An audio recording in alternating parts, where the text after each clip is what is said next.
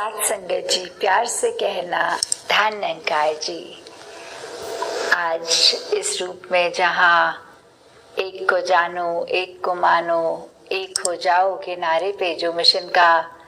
बहुत सालों से हम सब सुन रहे हैं, और सिर्फ सुन नहीं रहे, उसको एक उस पर चल के हकीकत उसको बनाने का इस संसार के लिए एक रोल मॉडल बन के उस पे चल भी रहे हैं। तो उसी के ऊपर अगर ये देखा जाए कि इसका नारे का अगर 3 हिस्से में इसको देखा जाए कि सबसे पहले एक को जान सकते हैं, तभी फिर एक को मान सकते हैं, और जब एक को जान लिया, एक को मान लिया, तभी पॉसिबल है एक हो जाना। वो एक बाय प्रोडक्ट की तरह पॉसिबल ऑटोमेटिकली हो जाता है। तो अगर इसी को और इन डेप्थ में सोचा जाए कि एक को जानने वाली जो बात है कि कोई कहीं से भी हो, किसी भी बैकग्राउंड से, वो अपने ईश में इस ईश्वर परमात्मा निरंकार जो भी वो नाम से एक संबोधित करता है, भाव वही होता है कि ये ऑल पावरफुल, ये जो हर जगह एक छोटे से पत्ते से लेके एक बड़े से पहाड़ तक लेकर हर एक में, हर एक के अंदर बाहर, एक कण कण में रहने वाला, ये क्या है? ये एक ही है। जो अगर और भी जाएं तो बहुत ये टेक्स्ट में बहुत लिटरली बहुत अच्छे विस्तार में भी डिस्क्राइब किया गया है कि ये एक फिर ऐसी वो शक्ति है जो ना कट सकती है, ना बढ़ सकती है, ना जल सकती है, ना बुझ सकती है। ऐसे कितना और अगर इसको सोचा जाए कि ये एक वो स्थिर अपनी जगह पे रहने वाली ऐसी एक जो बात है जिससे निराकार का एक पहचान जो कहें, तो कैसे हम उसके साथ अपने उस एक को जब जान लेते हैं तो जीवन में क्या चेंजेस आते हैं। या फिर अगर बहुत सालों से भी अगर ब्रह्म ज्ञान किसी ने लिया हुआ है, इस एक को जाना हुआ है, तो इस जीवन को और बेहतर कैसे किया जा सकता है। तो एक को जानना ये पहली जब सीढ़ी बन जाती है इस पूरे प्रोसेस की, तो ये स्टेज 1 स्टेप 1। और अवतार वाणी की भी वो लाइनें कि बिन वेखे मन मंदा नहीं है, बिन मन मन ने प्यार नहीं, प्यार बिना भक्ति नहीं, बिन भक्ति बेड़ा पार नहीं। तो कैसे इस जीवन में जब हमने इस एक के दर्शन कर लिए हैं, इस एक के साथ हम जुड़ गए हैं, तो ही वो जर्नी हमारी यहाँ से जो शुरू है हमारी यात्रा, तो फिर एक जान लिया, इसको देख लिया, तभी इससे हम प्यार कर सकते हैं। और भक्ति में प्यार ही है, क्योंकि काफ़ी जगह ये भी सुना जाता है कि भय बिना भक्ति नहीं, बट भक्ति का एसेंस तो प्यार है। तो एक मन ने जब वो प्यार दिया,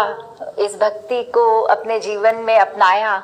तो ये प्यार के साथ ही हमारी ये यात्रा चली। और फिर अगर भक्ति ही जीवन में नहीं, तो ये जिंदगी ये सफल नहीं होगी। जैसे एक अगर उदाहरण भी देखें कि एक ये जो घट घट में समाने वाला एक, ये ऐसे छुपा होता है, अपनी पूरी कादर जो है ये पूरी कुदरत में इस तरह छुपा है,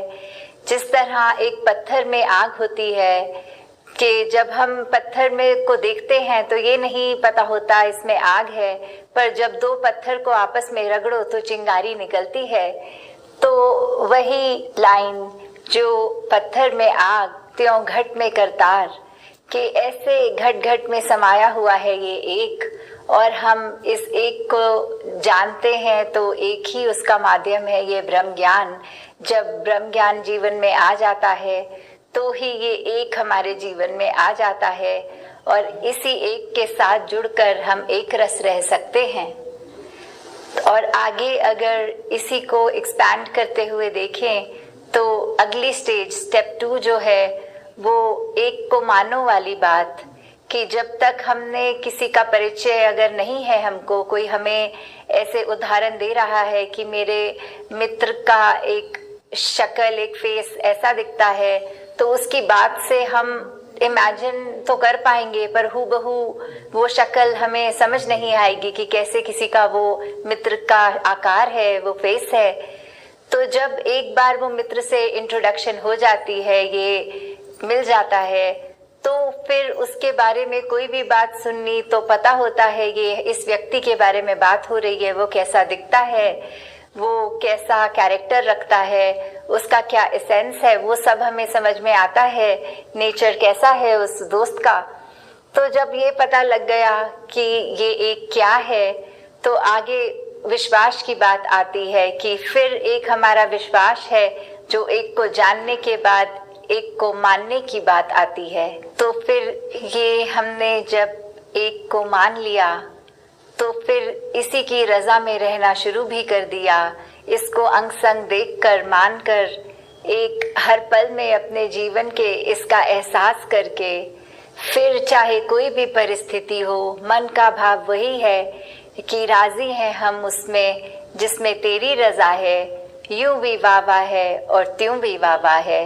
कि जो भी परिस्थिति इस परमात्मा ने हमारे लिए रची है, हमारा रोल, एक हमारा किरदार सिर्फ यही बनता है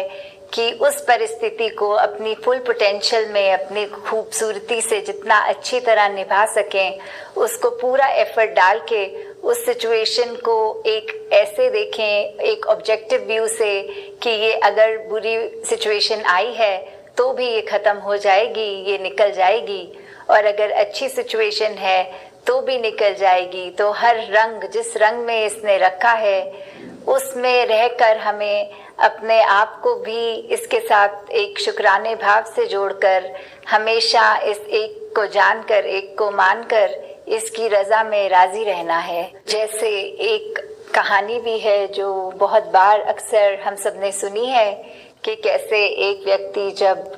अंधेरे में एक पहाड़ से गिरता है और एक पेड़ की टहनी पे लटक जाता है, और फिर एक मन के भाव की जिसको भी वो आस्था जिसमें रखता है उससे प्रार्थना करते हुए कि भगवान इस सिचुएशन से निकालो,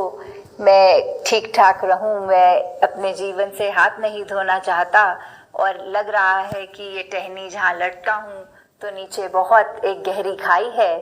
तो फिर यूं आकाशवाणी का होना कि ऐसे कि अपने हाथों को छोड़ दोगे तो यू आर सेफ, एकदम समझ जाओगे, पर वो मन का डर, उसके बाद फिर वही व्याकुल होके मन के भाव की ये पूरा विश्वास अभी बैठा नहीं, और एक दूसरी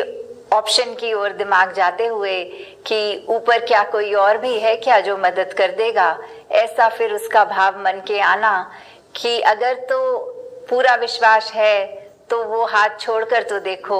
फिर देखो कि वो गहराई इतनी गहराई थी नहीं जितना मन मान रहा था, बल्कि एक प्लेटफॉर्म से, एक सेफ एरिया से बहुत ही नज़दीक लटका हुआ वो इंसान था।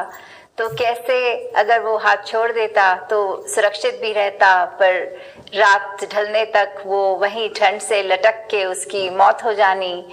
तो कैसे वो सिचुएशन को भी अगर हम अपनी ज़िंदगी में इस तरह देखें कि क्या हम सिर्फ वो एक को जानना, एक को मानना सिर्फ बोलने तक सीमित रख रहे हैं, या क्या सच में हमारा मन उसको मांग चुका है,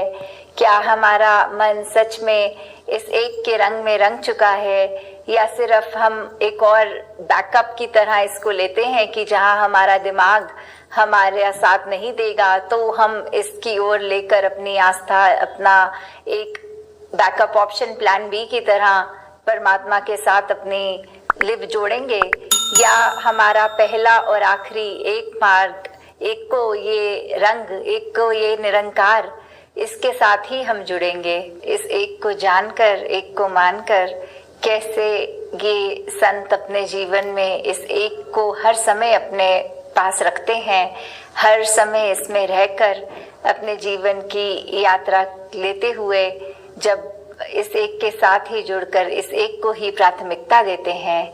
और फिर वो स्टेज 3 जो इसकी एक हो जाने वाली बात, एक को जानो, एक को मानो, एक हो जाओ, फिर ही एक का वो हो सकता है।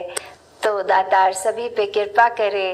कि इस निरंकार का एहसास कभी भूले ना, ये कभी ना भूले कि निरंकार ने तो हमेशा अंग संग होना ही है, कभी ना गया है ना जाएगा। ये हमारा मन जो हमें किसी पल कोई सोच देता है, किसी पल कोई सोच, तो कैसे उसको एक पे ही टिकाकर जब रखेंगे तो ही ये एकत्व पॉसिबल है। तो दातार सभी पे कृपा करे कि बहुत ही सुंदर भक्ति भरा जीवन सभी के हिस्से आए। साथ संगत जी, धन्यवाद।